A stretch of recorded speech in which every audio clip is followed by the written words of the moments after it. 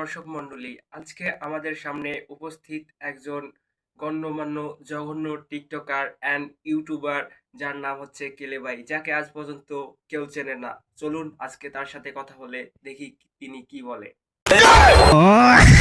আপনি কি আমাকে অপমান করলেন? আচ্ছা, যাই হোক, এটা কোনো ব্যাপার না।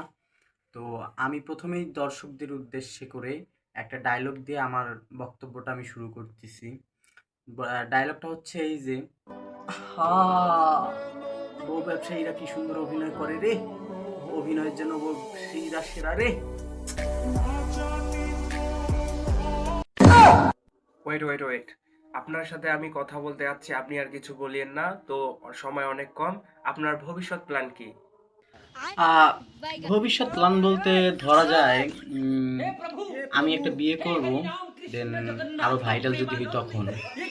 এটা আবার পরে, সরি, আমি বিয়ে করব, আরো ভাইরাল হব, তারপর বউকে নিয়ে আমি ভিডিও করব। জানেনই তো বর্তমান সোশ্যাল মিডিয়াতে কি চলে। বউকে নিয়ে কক্সবাজার যাব। গাজর আপুর সাথে আমারও লিঙ্ক বের হোক, আমি এটা চাই।